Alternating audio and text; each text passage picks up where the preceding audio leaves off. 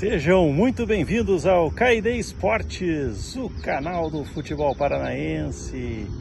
Ontem à noite o Curitiba foi novamente derrotado em um jogo murcho, né? Um jogo de férias, de ritmo de treino, realmente é algo desagradável demais e que é uma vergonha, né? O Curitiba, que seu torcedor tem sendo castigado recorrentemente. Ontem colocou mais de 16 mil torcedores num jogo que já não valia mais nada, né? Já estávamos eliminados, mas que esperávamos que os jogadores honrassem a camisa, né? Jogassem futebol, né? Fizessem algo diferente. Mais uma vez, essa nossa expectativa virou frustração.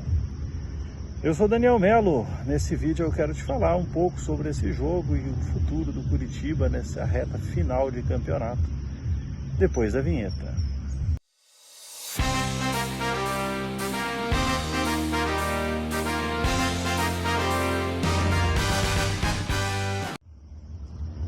Gente, então vamos lá, né? Vamos falar do jogo de ontem. Do jogo não tem muito o que falar, né? O jogo foi realmente muito pobre.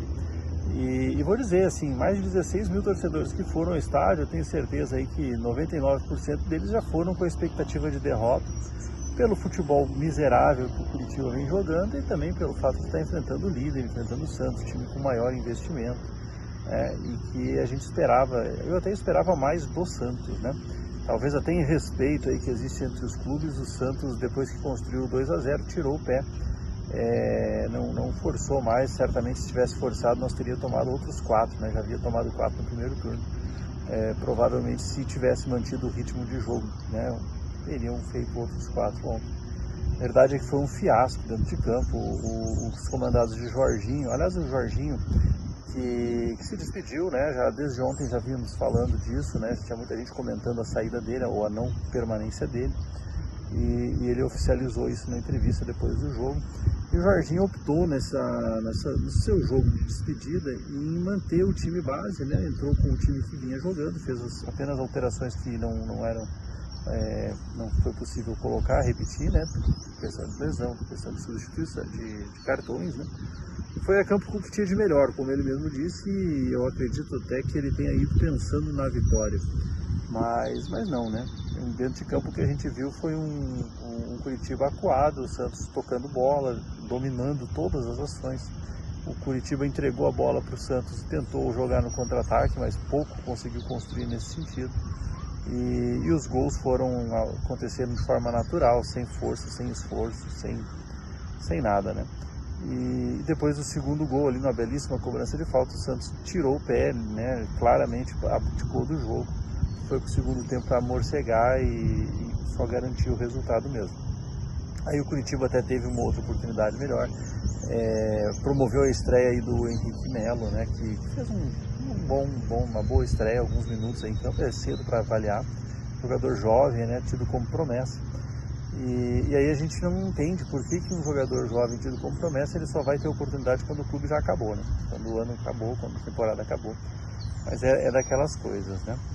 Pior do que o jogo mesmo foi a entrevista, né? Depois do jogo o Jorginho faz a entrevista de despedida, em que ele claramente aí, de forma educada, de forma cortês, né? Ele elogiou o trabalho, que é um trabalho horrível, mas, né, na opinião dele é um trabalho que vai dar frutos.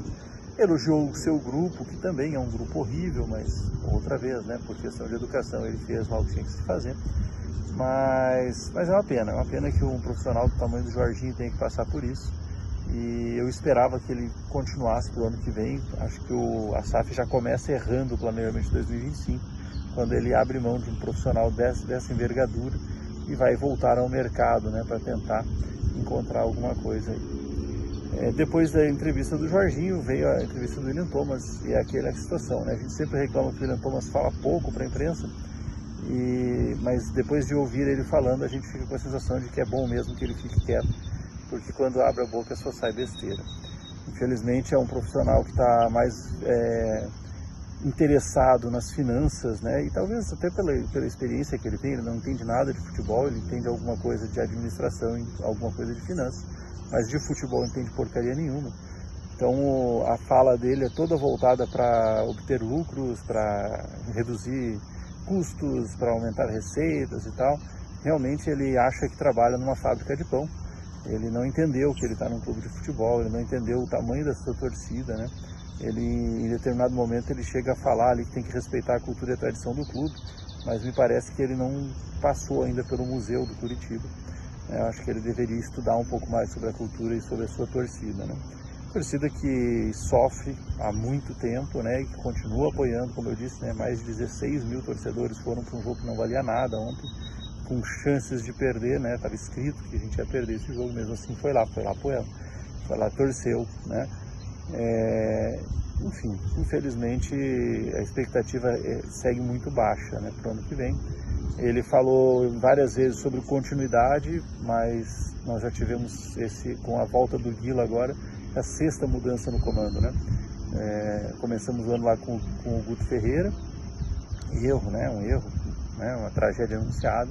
Aí saiu, demorou para sair de forma tardia no início do campeonato da Série B, assume o James de Freitas, né? Depois do James de Freitas, um erro pior ainda, né? Aí com o selo Paulo Autuori de destruição, que é a chegada do Fábio, né? E também, Fábio Matias, né? Também fez um trabalho desastroso. Acho que a maior parte do insucesso desse ano pode pôr na conta do Fábio, que em 8 jogos teve só uma vitória.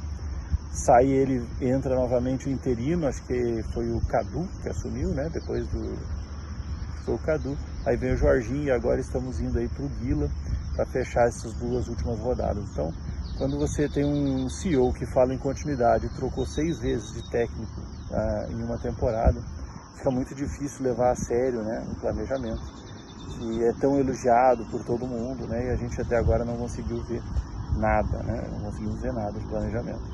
Quando foi perguntado sobre os jogadores, ele se mostrou satisfeito, né? Eles acertaram 3 das 4 contratações que fizeram no meio do ano. Eu acho que não, acho que acertou só 2, né? Acho que só o Josué e o Brumado deram certo e ainda assim vieram tardiamente e não foram suficientes aí para salvar a tragédia de não conseguir o acesso, né? E você comemorar aí 75% de aproveitamento em 4 contratações, num momento de tanta dor para o torcedor, chega a ser um deboche, né? Chega a ser um escárnio. O que a gente pode esperar para o ano que vem é a continuidade desse trabalho incompetente, desse trabalho desastroso, dessa confraria de amigos, né? Fiquei sabendo ontem que o William Thomas trouxe o Fernando Carvalho lá do Internacional também, já tinham trabalhado lá para ser uma espécie de conselheiro aqui.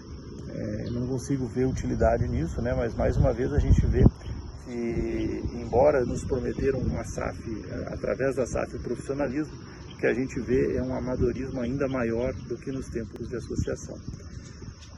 Enfim, seguiremos aí, né, como torcedor a gente não desiste nunca, né? Temos mais 2 jogos, mais 2 compromissos aí a cumprir.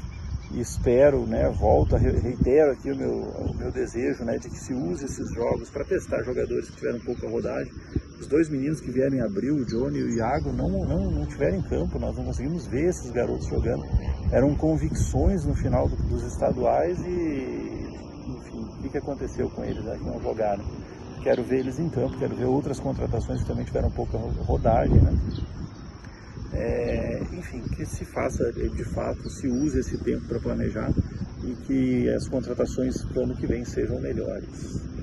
Beleza, gente? Mas essa é a minha opinião. Deixa seu comentário aqui, compartilhe com seus amigos esse vídeo. Se você gostou do conteúdo, curta. Se não for inscrito, se inscreva no canal. Um grande abraço!